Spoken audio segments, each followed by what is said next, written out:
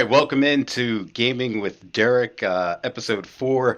I've got Josh Harrison, Phillies infielder, joining me. He's actually on the phone. We're trying to do it a little bit differently. His headset is knocked out. He's already, I guess you're already scared. You're trying to get out of it, so I put you on the phone, Josh. But how's everything going?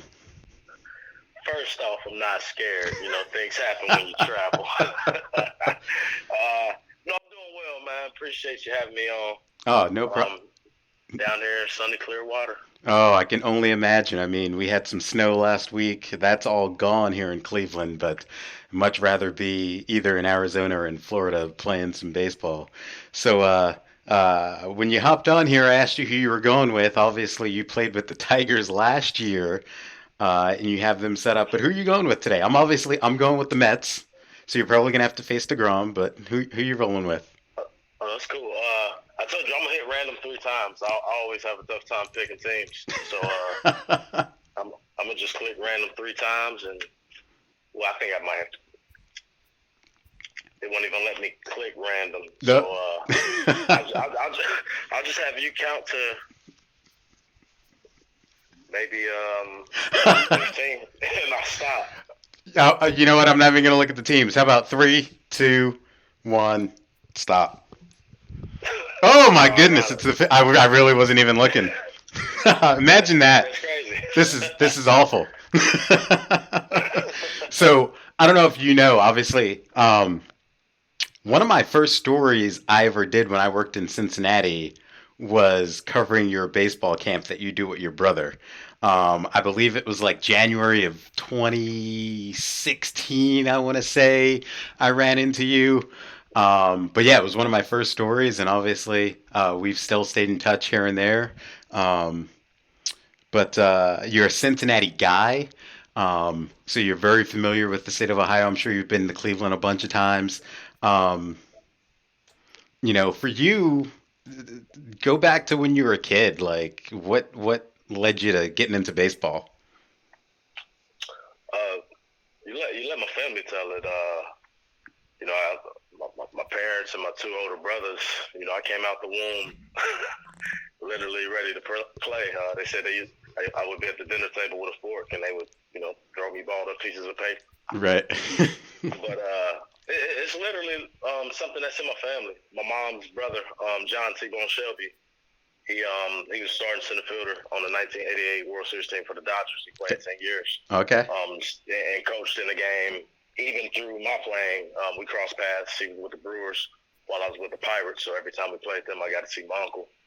And just growing up watching both of my older brothers, Vince and Sean, we all grew up playing, 3 sports: football, basketball, and baseball. Right.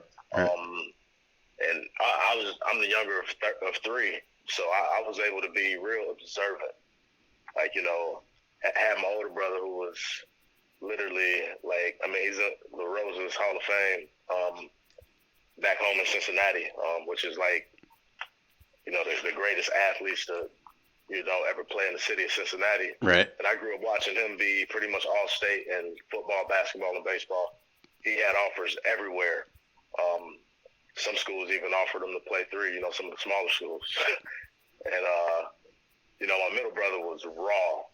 Football, basketball, to this day, the best running back I ever seen. He reminded me of a lot of Reggie Bush in high school. Uh, Um, I was able to be the younger brother of 3 just to, watch them and kind of blend both of their games and make them my own. Because, at the house playing against them, whether it was video games or the little Tykes basketball room, they never took it easy on me. right.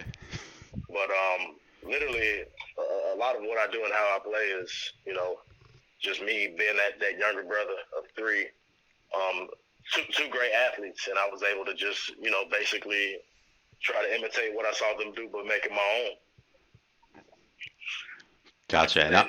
And That's basically how I got to where I am, and my personality. I always tell people to the younger siblings basically has, a model of somebody that lives life before you that you kind of, you know, you try to pick up on. That's why they say younger kids pick up on things earlier when they have older siblings. Right. I got two daughters, 6 and 2, and my 2-year-old is, she's speaking full sentences, trying to do everything that my 6-year-old does. So it's like you got somebody that you always, are trying to follow. Right, right. It's that competitive aspect, especially you being the youngest, trying to be better than your two older brothers, I'm sure as well. Right. Uh, I've got one of the people watching on the stream is my nephew, Demetrius, who grew up in Philly. So he says Derek and Josh Harrison count me in. Of course, he goes with the Phillies. He said, "Oh, of course I go with the Phillies." Yeah. Hey, they don't know it. Honestly, was just a countdown, and ironically, that's where we ended up. Yeah, obviously, and this is your first year with the organization, and you're in a different situation than you have been in the past. I mean, you've been in the league quite a long time, and you're a two-time All-Star, and now you find yourself in a situation where you're not on the 40 man right now, and you're in spring training trying to make the team. How has that been different for you so far? Obviously, it's still early, but just talk about that difference. Honestly, I don't want to say it's anything different. As you mentioned, it's early, and that's not anything that I really have really thought about. I knew, given where I've been the past couple of years, being injured, and the way that the way off seasons and stuff have gone. Mm. Plenty of guys have had to sign minor league, deals to, make a team. And given, as I said, I've been injured and played through some things that I probably shouldn't have. But that's part of, us as athletes pushing ourselves to the limit. I knew I was going to have to come in and show somebody that I'm healthy, because given that I'm healthy, I know teams know what I bring to the table. Talk about your injury. I think it's been the last couple of years you've been battling injury, and obviously you missed some time last year with Detroit. Just what have you been dealing with? It started back in 18. I got off to a good start early, first 2 weeks. Then Jackie Robinson Day broke my hand. It was the second time in 7 months that I fractured the fifth metacarpal on my hand. So Mm. I missed 5 to 6 weeks there. And then, right before All-Star break, I messed up my hamstring. And given the nature of where we were in the season, we were still in the hunt. This, late July, early August, right before the deadline was, about to pass. We still are kind of in the hunt. Right. And I tell our trainers, just work with me. Let me play as much as I can. With treatment in between. But just probably, didn't know that I was making something worse than what it was. And trying to play through things. And it came back to catch up with me last year. I did everything I was supposed to in the off season as far as my physical therapy, strengthening it, and just playing on it just caused it to have a lot of wear and tear just on it. And even though I was healthy, my body just was like you did a little bit of some long lasting effects that I had to get taken care of. When I pulled it last year, I had to get surgery on it. Yeah. Uh, uh, we can't have you score in the first. That's just not going to happen. Oh, Courtney on Facebook wants to know what's your favorite ballpark to play in. Favorite ballpark. I spent a lot of time in Pitt. That is one of the nicer stadiums as far as the backdrop Mm-hmm. and how the city is. But one of my favorite places to play is Wrigley, man. I always tell people day games at Wrigley probably my favorite. I call it Club Wrigley. They out there, they rocking. Yeah. And, it's just a good atmosphere, man. I love playing in crowds where the fans may be a little unruly, but either way, it's fans. It's one thing is making a connection, and I feel like Wrigley, they fans talk a lot of trash, Right. and it's funny though. I love seeing people's passion for whatever team they cheer for. Because at the end of the day, the guys that play the game, we do, we feel that, and we do play for cities. Right. And Um, day games in Wrigley are they don't like anything else. um, yeah, I've been to PNC. That's a beautiful ballpark, and you're right about that backdrop. It's unbelievable. I've never been to Chicago, although when they won the World Series, what was that? 16? Yeah, 16. I thought I was gonna go up there for one of the games, not even to get in, but just to like be there and experience the environment. I got to get up to Chicago for sure. Oh yeah, I mean that atmosphere is fun. Reminds me a lot of our first year in Pitt when we made the playoffs. It was now that was an atmosphere that I don't know if I'll ever feel again. I Right. had one reporter tell me that he's like, man, I've covered Super Bowls, and he's like, man, that was louder than the Super Bowl. Uh, But I was like, that was also broke 20 straight years of losing. right. But I was like, man, that was like 20 years of built up rage.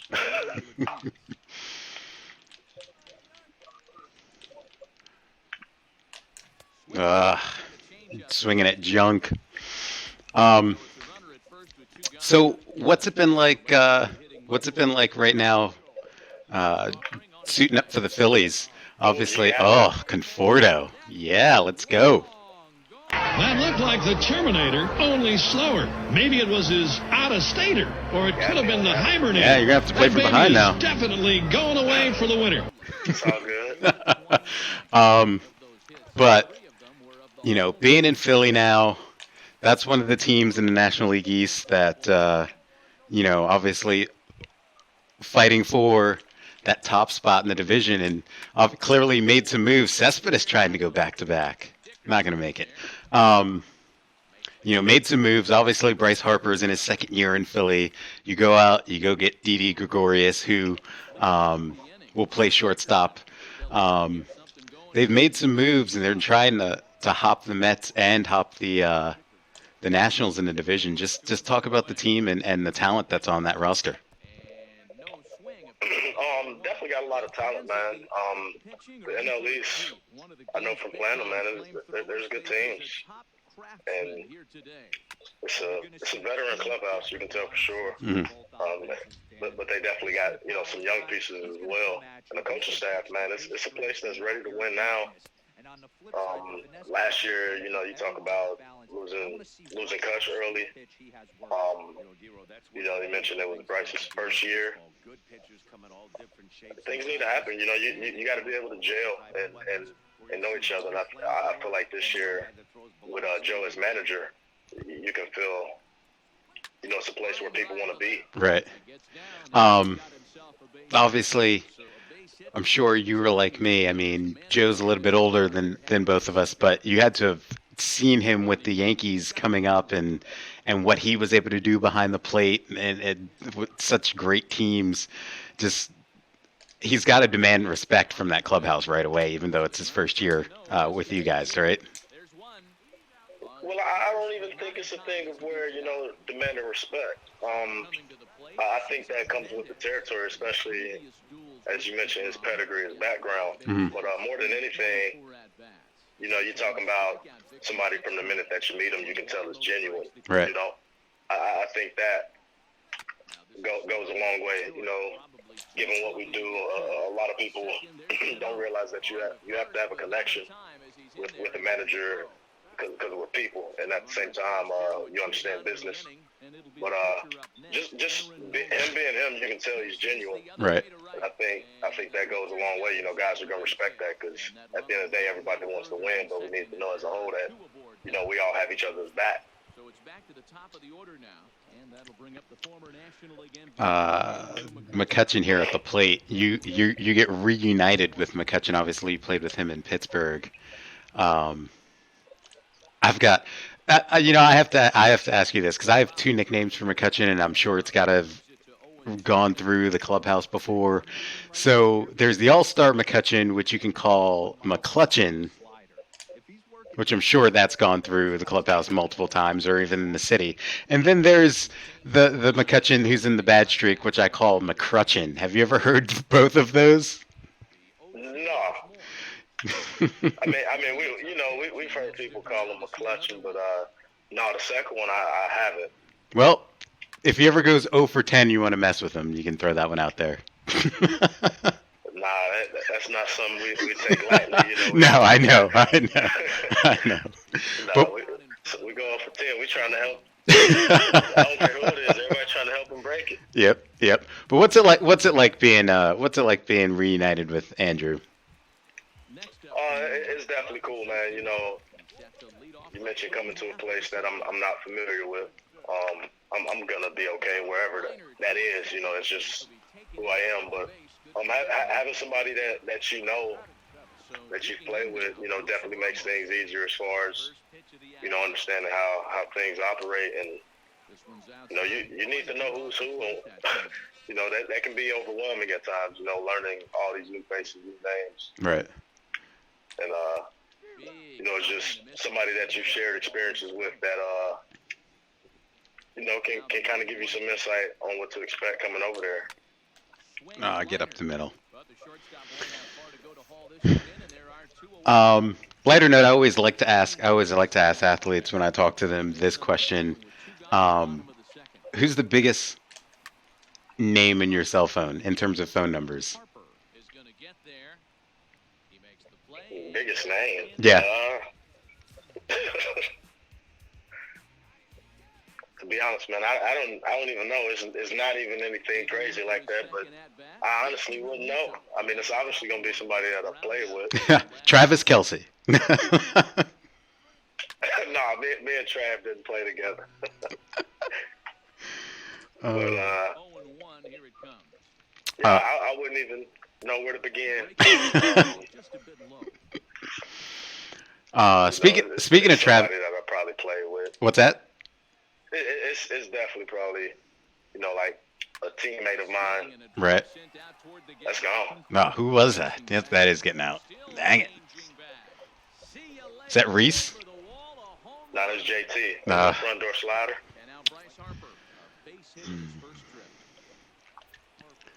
slider. Speaking of Kelsey, were you guys at UC at the same time? I want to say he was a little bit behind me. Let me think. How old is he? 32, maybe. 30. Maybe I'm not sure. He's got to be older than that.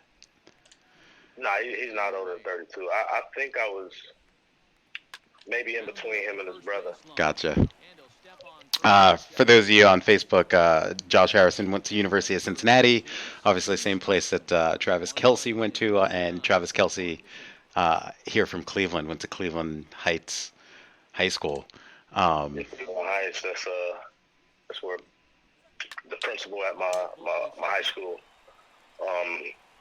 Oh, really, Princeton? Not the principal, the superintendent.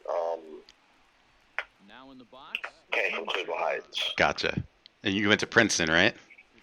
Yeah, I went to Princeton. Gotcha.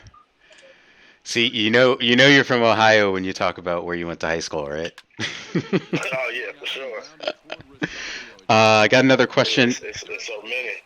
What's that? Oh, I know. It's so many. It's ridiculous. So I worked. Obviously, you've crossed the river into northern Kentucky several times, and when you go into Kentucky, the school systems, it's basically a city school and a county school, and that's really it.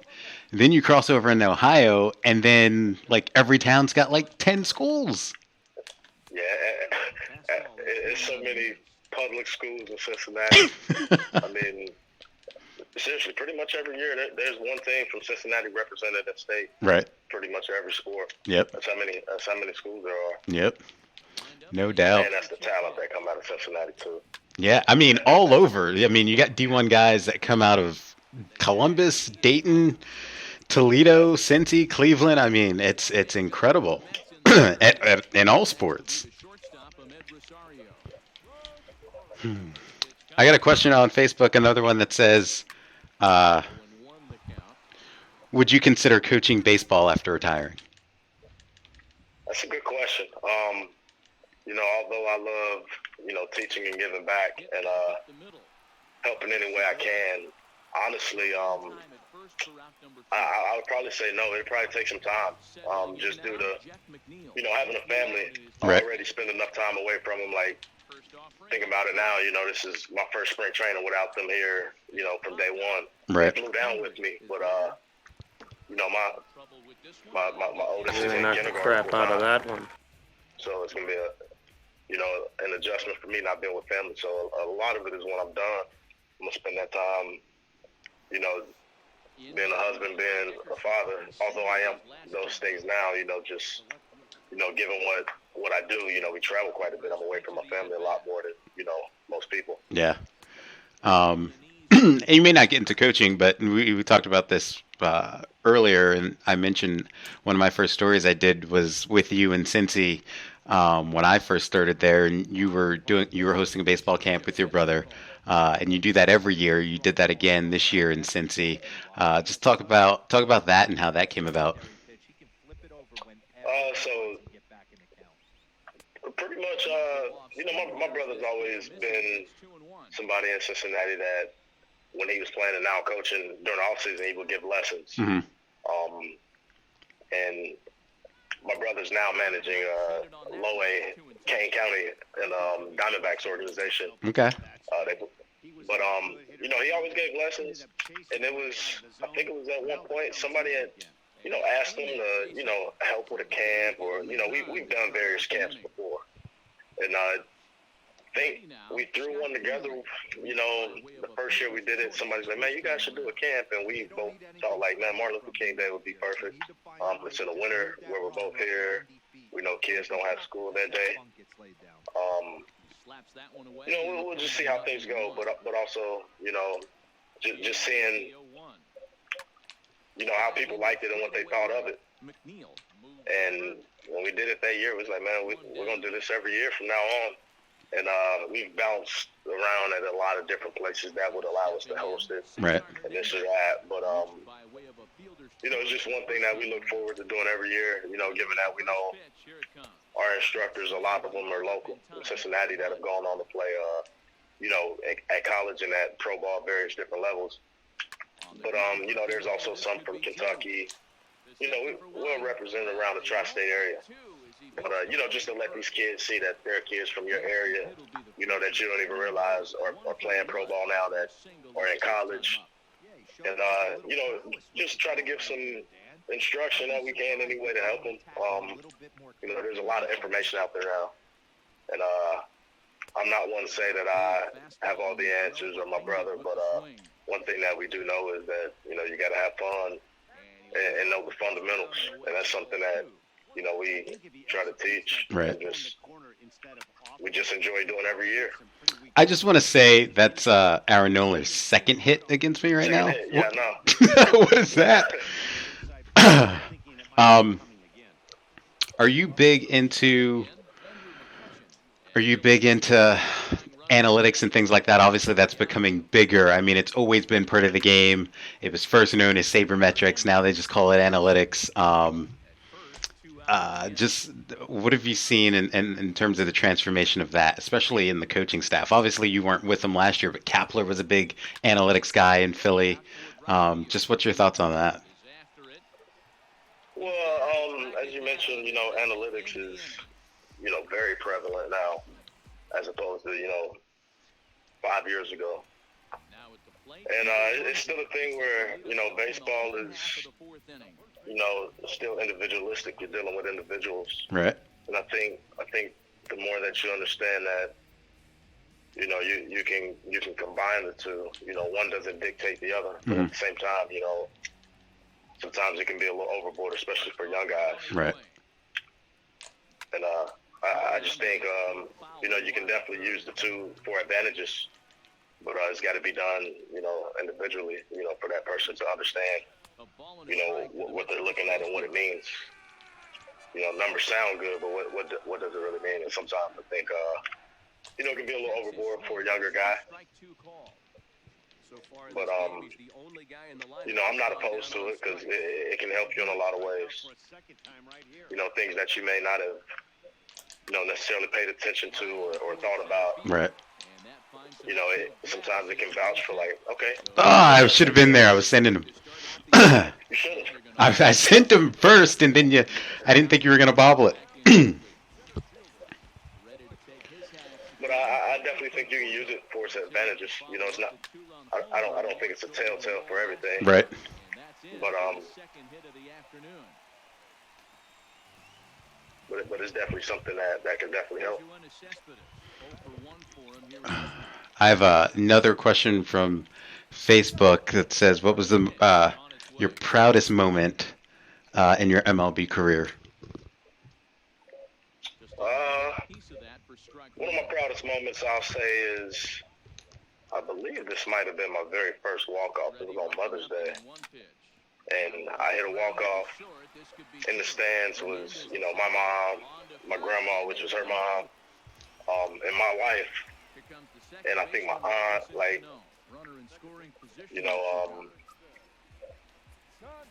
that was my first walk-off, and to have my mom and my grandma there to experience it. It was a walk-off on the day game. We was going on the road. It's kind of cool. I've made the playoffs and things, but I'm not satisfied unless I win a World Series. But right. The playoffs are definitely cool, but that was definitely a proud moment on Mother's Day against the Astros, hitting my first walk-off, and my mom them being in the stands.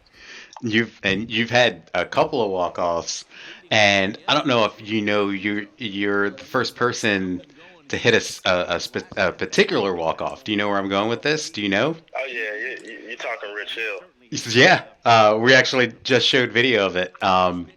It's the first player in baseball history to hit a walk-off and break up a no-hitter. And break up a no-hitter, yeah. What was that like? It was nuts, man. Honestly, he had a perfect game going into the ninth inning. And I remember, I think Jordy Mercer hit a hard ground ball at the third baseman. I can't remember who was playing third. I think he made an error or something. But I think they ended up getting like a double play. Right. Or something like that to keep everything lined up. And, I mean, he's literally got, I think that's our only base runner that had been on base all day. Mm-hmm. I don't think we came close to getting one before that. Like, there might have been a couple balls that was or somebody made a play, but I mean, for the most part, he was dealing. And it's just like we weren't sure if he was going out for the 10th inning or not. Right. And he did. But I got a fastball out over the plate, and I hit it. I knew I hit it well, but I didn't think I got all of it, but I thought I got enough. Right. And the suspense was like, I saw Granderson chasing it. And I was like, man, he's running a long way forward. And, I could tell by his reaction that he didn't get it, but it was crazy, man.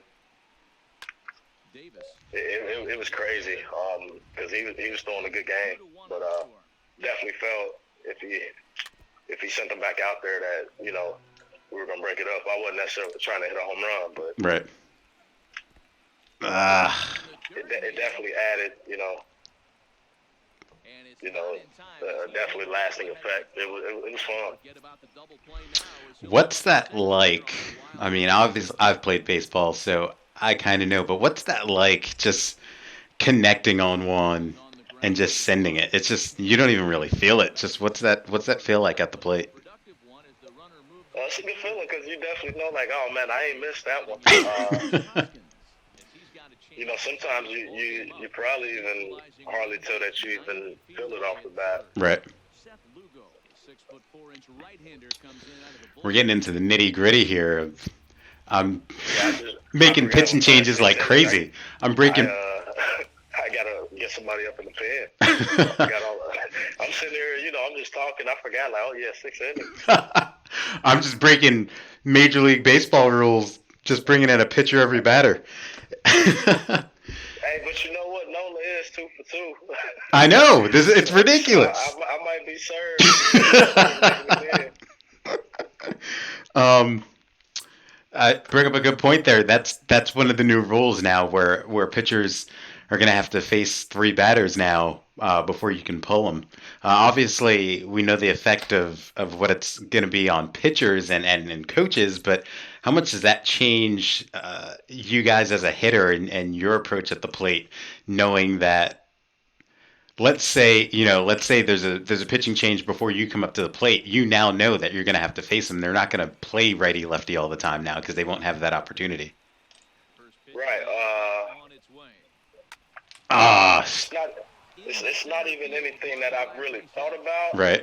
Just because we'll cross that road when it comes. But at the same time, it definitely allows for,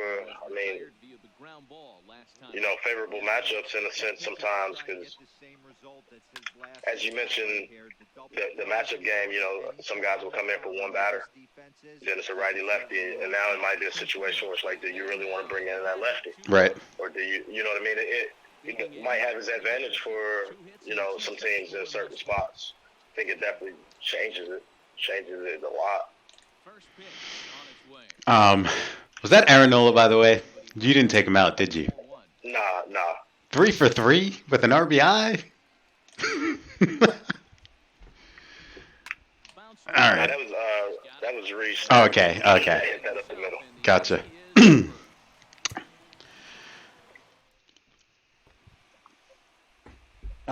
So, last year you were with Detroit. Obviously, you were dealing with injuries, but here locally, Cleveland had amazing success versus the Tigers last year. I don't know if I've ever seen anything like what happened. I think the Indians were like 18-1 against Detroit last year, but obviously. Wow. Yeah, I know. And obviously, but you've been to Cleveland before, I'm sure, to play. Just your thoughts on Cleveland, progressive, and things like that. I like Cleveland, man. I like the concept of the stadium and everything. I remember, I think my junior year of college, I think I went there for a workout. Oh, get it. Get You it. got it. I think I went there for a workout. That looked like the Terminator, only slower. Maybe it was his out-of-stater. Still hitting the cage and stuff. Played there in RBI, too. We lost the championship game. But, especially over the past couple of years, it's definitely been a fun place to play. Seeing how the city has come out to show support for them. I'm sure they feel it. One of the things I liked about the ballpark first time I was in it is it definitely still has that old school feel. You obviously have a ton of new stadiums now, but it still preserves that old school feel and still does it well. At least that's what I thought, in my opinion. Oh, yeah, for sure. It does. And for me, I mentioned I still remember it as Jacobs Field. Right. So everybody here does too. It's still Jacobs Field. It's still Gund Arena.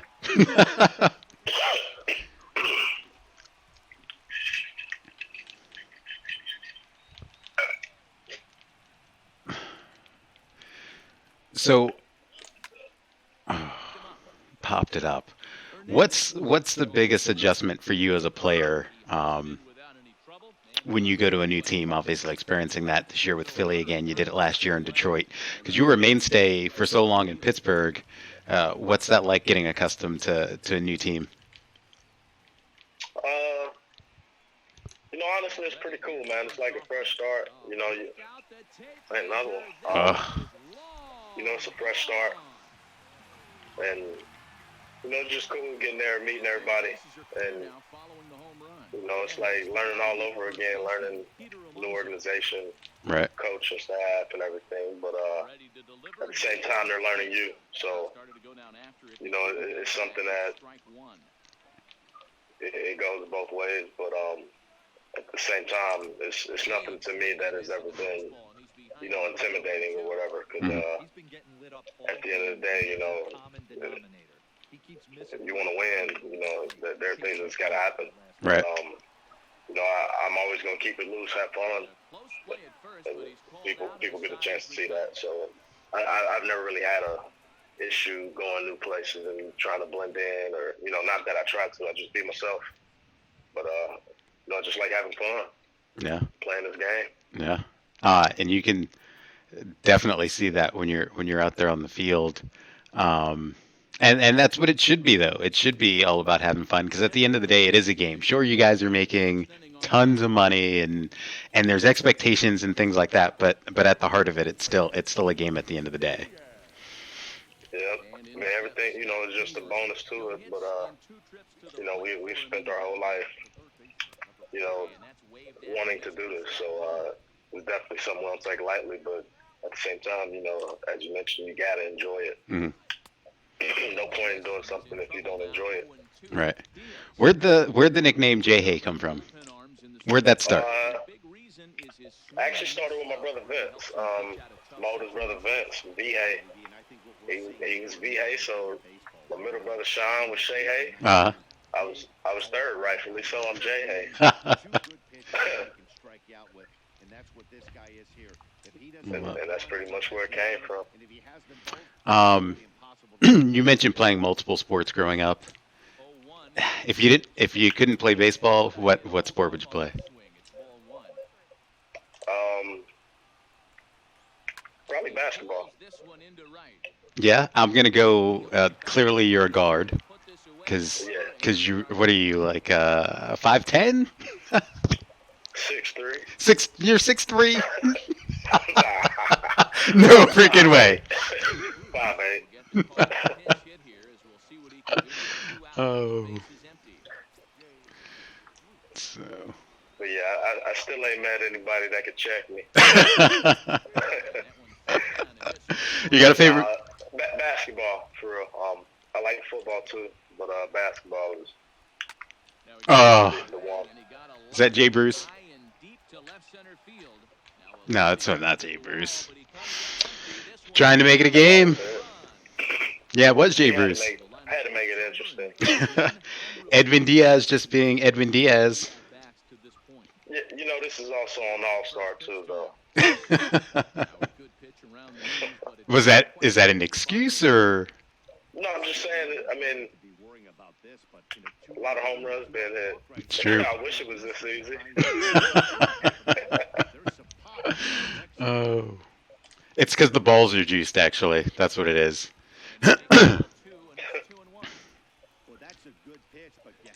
So, do you have a favorite basketball team?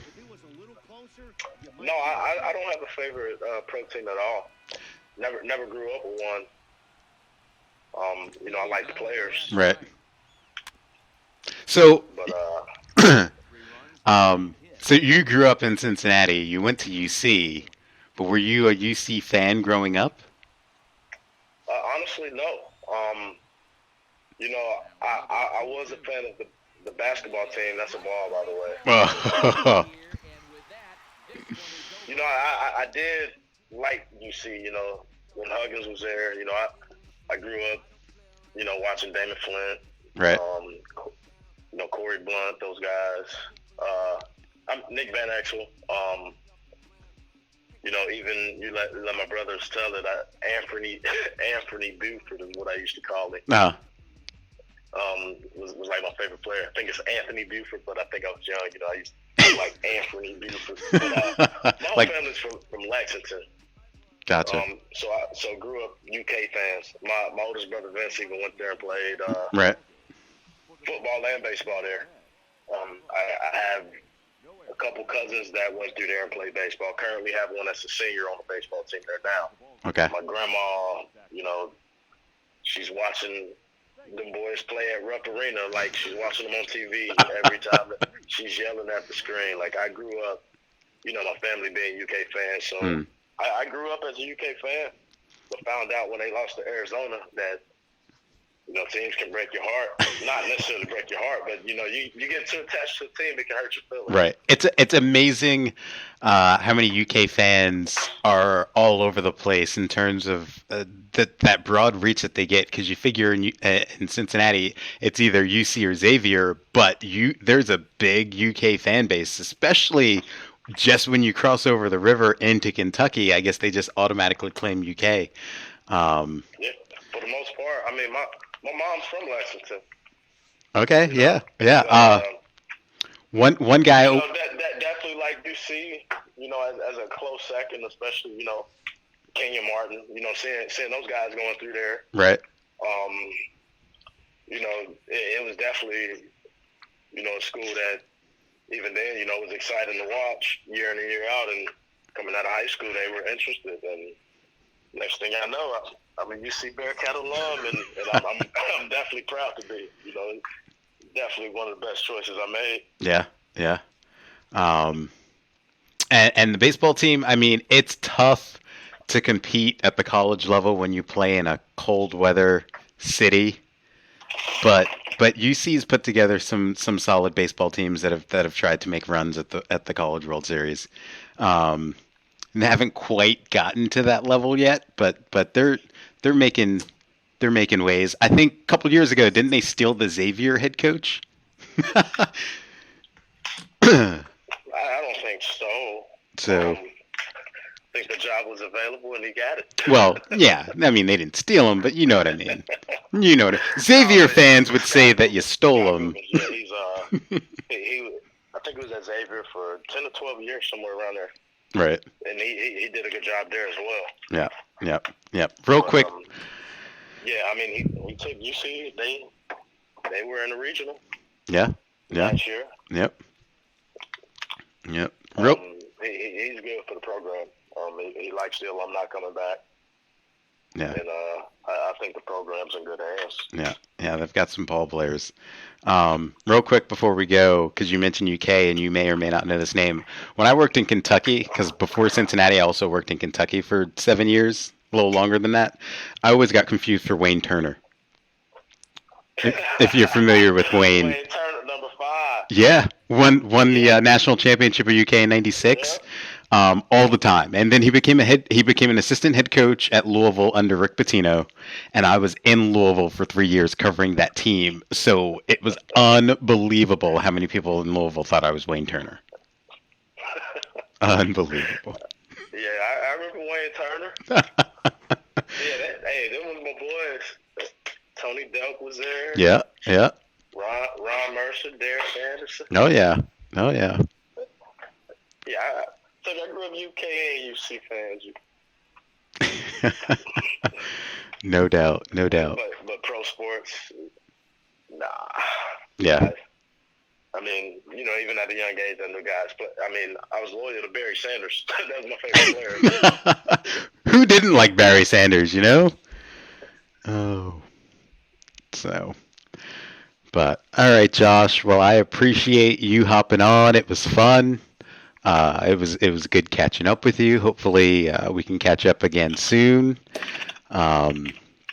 Keep doing your thing in spring training, and good luck with all of that. Appreciate it, man. I'm glad we got a chance to catch up, and we'll cross paths again sometime down the road.